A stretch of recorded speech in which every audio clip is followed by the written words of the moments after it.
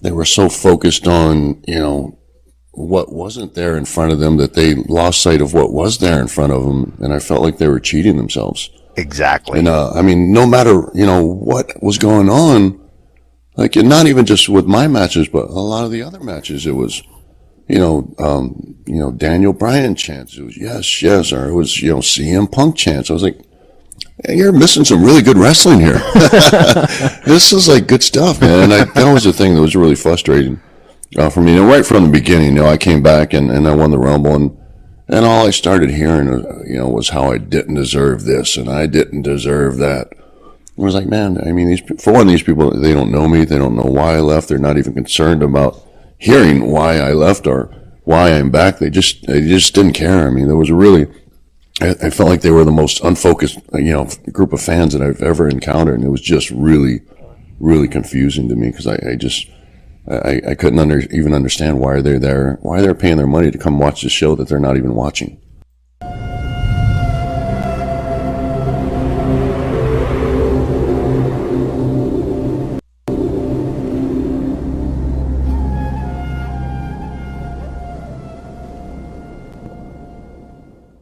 Hello, everyone, and welcome to This Week of Wrestling for your week of September 14th, 2018.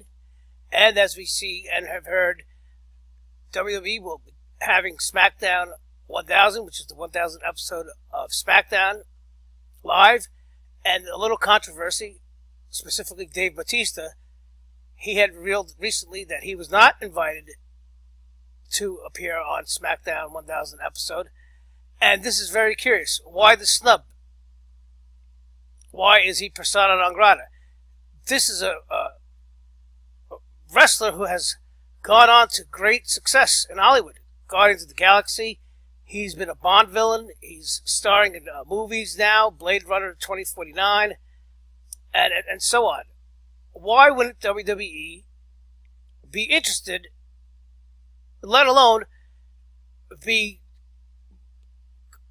burning up his phone to get him to appear on SmackDown Live? It would certainly be very good for the ratings and for nostalgia's sake. But we'll investigate this more as well as other things. But let's deal with this for now. On September 12th, Batista tweeted, "Surprise, surprise, I wasn't invited, and it's in my hometown. Guess by now I shouldn't be shocked anymore." And this was a response to Mr. Wonderful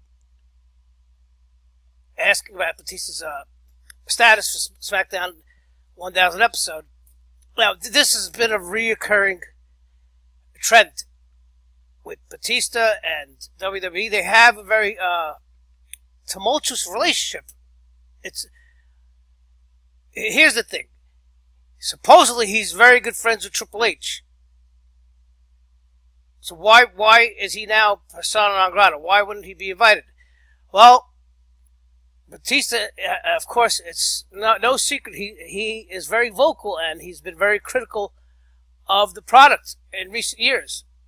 And that is something that WWE does not like and doesn't tolerate. They don't want any ex-wrestler or employee to go around bad-mouthing WWE. That's why it's very difficult to find anyone who bad-mouths WWE, unless it's a performer or wrestler who's been released on bad terms and they know there's no chance they're going back, or they're really trying to burn a bridge. But this should come as no surprise. Or maybe it does, I don't know. So in a recent episode of Edge Christian's Pod of Awesomeness, Batista joined the program, and among many other things, Batista talked about reaching out to WWE Brass after wrapping up Guardians of the Galaxy. Batista claimed the WWE product is not good as it was in the past, and Batista talked about past return. This is not good. This is not the first time he's done it. I'm not saying that he doesn't have a right to, or that he's wrong. According to Batista, he reached out to WWE Chairman Vince McMahon and WWE superstar / executive Triple H about a return after filming Guardians of the Galaxy. He's wrapped because he felt like he accomplished what he set out to do, and now he can go back to Hollywood, to WWE, without feeling like a failure. Again, I don't want to keep rehashing this. I don't want to keep sounding like a broken record. I don't want to make myself boring. It's not just Vince McMahon. It's Triple H. Triple H, this is his field. He is responsible for arranging and reaching out and making calls to talent and ex-talent to be involved in the product. You can't blame Vince McMahon for all the bad things and give Triple H credit for when he reaches out to the Ultimate Warrior and when he reaches out to Bruno Sammartino and gets them to agree to come back and participate in the Hall of Fame ceremonies. Warrior and Bruno Sammartino were self-exiled from WWE. So much so that, in fact, when Triple H asked about the possibility of bringing in Bruno for the Hall of Fame, Vince McMahon told him, good luck with that. Same thing with the Warrior. So now, that's sort of created a good cop, bad cop theme between Vince and Triple H. Vince has the perception of being the bad cop, and Triple H has coincidentally or by accident made himself out to be the good cop. I don't know. So Batista continues on. After I'd finished filming that, Batista recalled, which was late 2013, I believe, is when I started making calls to Vincent Hunt and saying, man, I'd like to really love to come back because I felt like that's what I set out to do. In Batista's opinion, the WWE is not a product as good as it used to be. And yes, this is something all old school wrestling fans share. It's a different product. Can you pinpoint to anyone? Can you put the blame on anyone? It's very difficult. I say the main reason is, not forget the PG rating. It's the political correctness of our culture right now. I showed that video with Samoa Joe when a fan at a Q&A session with Samoa Joe asked Joe the same very question that a lot of us fans have. How come, with all the talent in WWE, how come wrestlers, performers, are afraid to get edgy? And Joe replied that, no way, that's not the case. It has nothing to do with the performers and the wrestlers or Vince or Triple H or creative. It has to do with our society. He went on to say, and I've been saying the same thing. He told the fan, if I were to say something bad or negative to you right now, within 20 minutes after he left the Q&A session, he would be bombarded on social media by people and probably would have to face repercussions, severe repercussions. This is the society we live in. One bad comment, one bad incident could rage into a firestorm on social media. It's a very real danger. And believe me, the WWE management knows this. That's why they have made the show so overly scripted, and they have taken away the freedoms from a lot of these wrestlers and performers.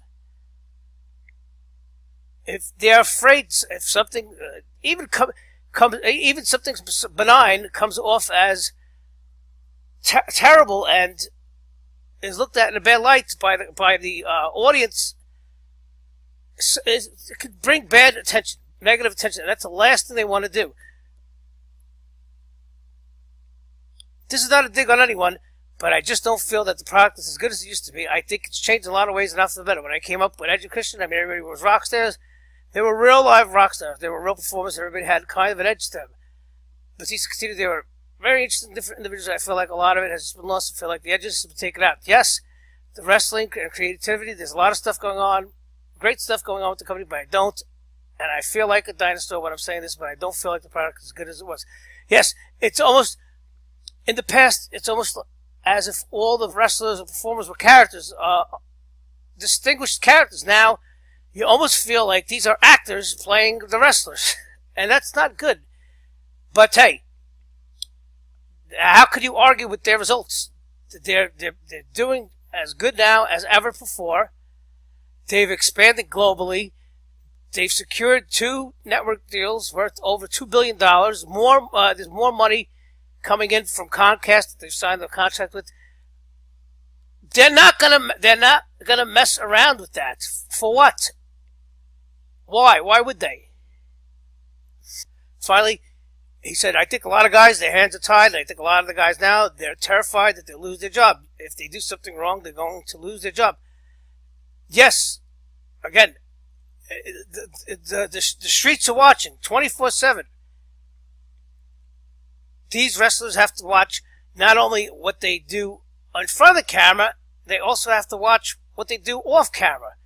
Everyone has a phone now. Everyone's recording. Everyone has access to Twitter. If there's an incident, someone could tweet it out. Somebody could post video of someone. It's very dangerous. And there are a few guys that and they are easily stand out. Some of the guys that stand out, and I feel they should do a lot more with them. I feel they're, for some reason, holding them back. Like Bray Wyatt, there are a lot of things with the direction of Bray Wyatt that I just didn't get. Why are they doing certain things with him? Because that dude, I think he's money, man. I think he's money all day long. Maybe so. It's obviously they never had plans for Bray Wyatt long term. I was really enjoying putting the Shield over. That was the last thing. My last run, I was really just loving putting these guys over and just building them. And when I left, I felt like I had accomplished something. I felt great about what I did. Dave Bautista is not one of those guys that is a mark for himself. He came back and put Rey Mysterio over in Mexico City. But who knows? Who knows? We'll leave it off as this. Never say never. I'm sure he might come back one day when the time's right. I guess WWE doesn't see any. It's not good for business at this time. I don't know why. And now, as we move on, WWE Raw has a Ronda Rousey problem in the 10th. Oh, what could that be? And this is from Forbes, Blake Ostreicher. Now, this basically is now, as time goes on, the comparisons and the similarities to Ronda and Brock Lesnar are going to come into focus. Yes, of course, it was no brainer for Rousey to win the top female title in WWE around Evolution. She's legit. And now her match with Bliss, played a essential role in 2018. She's going to participate in the mixed match tag teams. And no doubt, she's going to have a big role in WrestleMania 2019. She's a must-see attraction. Again, when you have someone, a wrestler, who is already a major star, a mainstream star like Brock and Ronda Rousey, they don't need to be on TV every week to participate in meaningless angles and segments on Raw. Hell, they don't even need to defend the title every month on pay-per-view. Listen, everybody forgets there's 2 brands. There's 2 championship titles. There's a Universal title for Raw, and there's the WWE title for SmackDown. And that goes for the women's division as well. You don't want to burn out Ronda Rousey so fast. Having her on every week or having her defend every month, she's just going to go through the roster that much faster. And so far, I think they have been using her right. Yes, they do promote her as a badass. She is a badass. They need to make her vulnerable, and they have.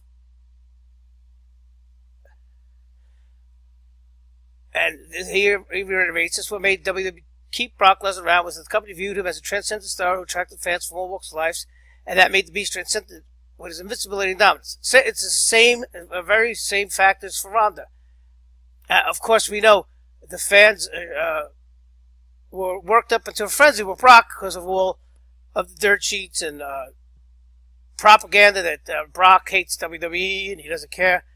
But soon maybe they'll be saying the same thing about Ronda. But no, she is a full-time. She's on a full-time contract. But again, just because she's full-time doesn't mean that we have to see her every week. Less is more. I know today's fans, or we're used to today having too much every week. Less is more. In the episodes in time when performers like Brock and now Ronda are not on Raw or not on pay-per-view, it's an opportunity, and a real opportunity, for other performers to share the light, to step up. I don't understand why this is such an issue among fans. When this same group of fans complain incessantly about WWE force-feeding the top guy, and now the top women, Charlotte Flair, down their throats. But then, when they do the right thing and keep these major stars to a limited capacity, they complain. You can't have it both ways. And here's a good example of recently, the Becky Lynch-Charlotte storyline. Road Dogg, Brian James, responded to fans' complaints on how Becky Lynch is booked, making her champion. Now, listen, before I scroll down, Road Dogg has very much a lot of power on SmackDown and creative. I think he is in charge of creative on SmackDown, and he's not gonna he's gonna shill a little bit, but he has not been one to be shy about responding to fans. WWE SmackDown producer Road Dogg Brian James took to Twitter today and had a back and forth with fans over how Becky Lynch is booked on the Blue Brand. I did a segment about Brian James a couple episodes ago. He wasn't really shilling, and I gave him the benefit of the doubt that maybe he was just this is now his habit, that he interacts with fans in real time, just maybe to get a sample of what's out there, keeping his finger on the streets. James responded and pointed out to how Lynch is currently featured in the top women's storylines back that he wrote, "We're listening. What would you have us do? She's in the best women's story, arguably the best story going today. What else can we do?" I don't know. These fans, it's like they want everything now, and everything's it's like the flavor of the month. This is not good. And no, it's not me being pro WWE, but you got to give them a chance. Again, this is not my words. Daniel Bryan came out in a recent interview about how he loves his fans, and his fans are responsible for his great success.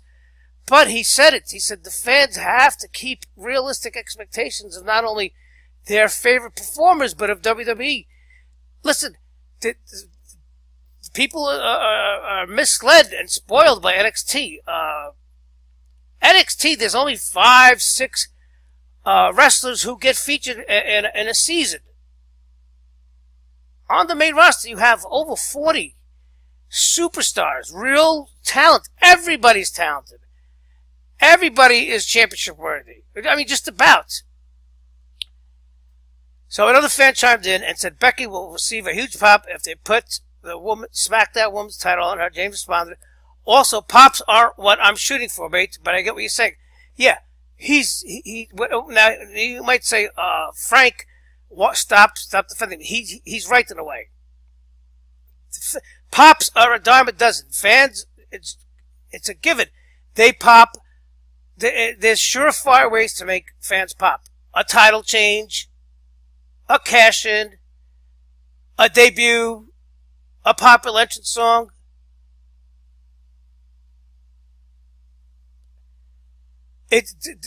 Listen, the WWE fans, especially the main roster fans, are some of the most fickle fans anywhere, and critical also. And they have the right to be, but they have to keep their expectations realistic. And no, it's not lowering their standards. Lowering your standards is when people say that Roman Reigns and John Cena are having 5-star matches. That's lowering your standards. But of the storylines, they're listening. They do listen. But as I've said many times, the fans do ultimately control the show, but WWE will never let the fans feel like they're controlling the show. Do you understand? The same fan wrote back and asked Isn't the whole point of wrestling to get a reaction from the audience? James Brown, well, it's nice to get a pop, but pops don't pay the bills. Yes, you have to think long term. You have to keep milking the storylines to the next episode, the episode after that. WWE is a book that never ends. One chapter ends and then another one begins immediately. That's why I've become so disillusioned with WrestleMania. It's like WrestleMania is the end all be all. Guess what? Less than 24 hours after WrestleMania on Raw, all the storylines get reset, and that's it. James also responded to a fan who wrote that Becky's already over as a super babyface, but her fans want WWE to capitalize by putting the title on her. James responded, if I'd ask you if she needs a title, if she's super over already, I don't disagree with you, but I want you to think about it. Austin Rock was super over and then always have a title. Yes, and then this is a lot, he's right. When Becky Lynch, the first time when she debuted on the main roster, they pushed her hard. She was popular. She's very popular. She is now, maybe not as popular. They put I believe she was the first women's SmackDown champion. And then as soon as she got the belt, it was a big popcorn fart. It was like the fans lost interest. Oh, the booking. Why would you give up on your favorite wrestler after a one bad storyline or a couple of bad weeks? If it is bad. Is it bad, or is it just it didn't meet your expectations, or you had you fantasized about how things would go? James told another fan he doesn't see Becky as a heel, he just sees her as a badass character. Okay, so again, they don't want to label. This is another thing with heel and babyface dynamics. A lot of times, most of the time, they don't want to come out and portray the wrestlers in a definitive way. Of course, they are more than capable of doing that when they want to. Just see over the SummerSlam, leading up to SummerSlam, how they turned Brock heel right in front of your eyes. And he wasn't even on TV, and they made him a heel. If Becky is popular, what difference? And now, what are they going to do? Are you going to? The fans are going to give up on her if she doesn't beat Charlotte and get the title? Is that what you're going to do? Oh, she's buried. Oh, are they going to hate on Charlotte Flair and say, oh, she's another Roman Reigns? She's the John Cena of the women's division. Or what if Becky does win? And then what? And then what happens? How long does she have to keep the title on her? Do they have to keep the title on her? And then when she loses, her championship run was trash. They didn't book her right. What do you expect? So a couple weeks ago, there was another very curious angle. Kevin Owens on Raw quit. It started a great curiosity and controversy and reaction on social media. The WWE even went so far to keep kayfabe, and they took Kevin Owens off the active roster on their website and added him to the alumni section. And some fans thought it was a shoot. Some fans were excited about the possibility of a slow build storyline. Maybe Kevin Owens would appear other places, but only for the next week. Kevin Owens to return to attack Bobby Lashley, and people were confused. And what was the purpose of him quitting?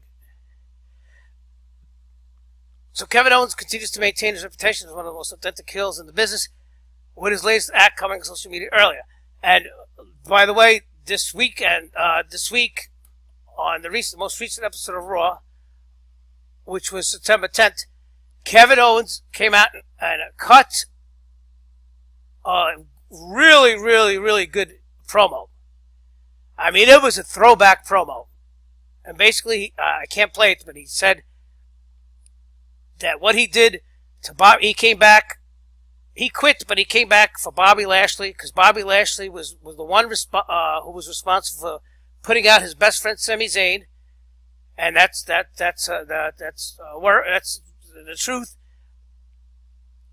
And then he also explained of why he injured Tyler Breeze before the match began.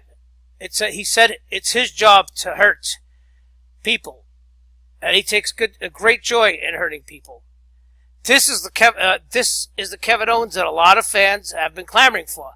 This is the vintage kill of his days in Ring of Honor and PWG, where he was a ruthless heel, an unfeeling heel, and where he promoted himself as the prize fighter. It was his job to hurt wrestlers and win, because he had a family at home and a kid at home to feed. But as you see in this article, this is also the anniversary of him last year when he was involved in with Shane McMahon on that angle on SmackDown, where Vince McMahon interjected himself into the angle, which was a very shocking angle, where Kevin Owens cut open Vince McMahon. That was the build to Hell in a Cell match, which that wasn't really nothing much, but at least I don't understand why fans say that Owens is buried, or Owens is mediocrity, or WWE's like him. WWE holds Kevin Owens in high esteem. They know his worth. They know he's probably the best promo of the new generation, of the modern roster. He could go in the ring. Maybe the only thing that they don't like about him is his weight, is his belly. And listen, you could say all you want. Kevin Owens should take more pride in his look. Okay? It's TV. But on the other hand, it's also what makes him look different. And here, this is I guess hopefully they won't strike me down.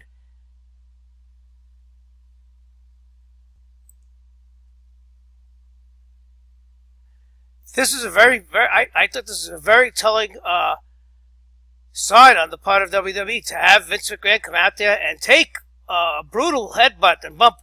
I don't know if that was work. I think it was. I think that was some Hollywood special effects.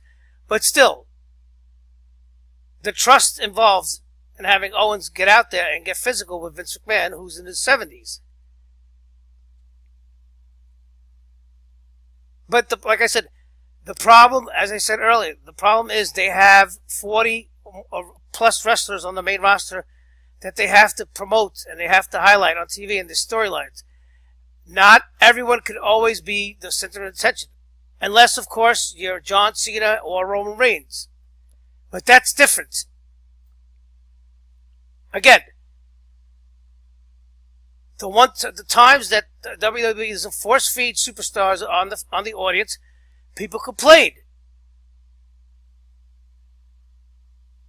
There's a 3-hour show every week. There's a pay-per-view every month. You can't make the show revolve around one person all the time, or a few people.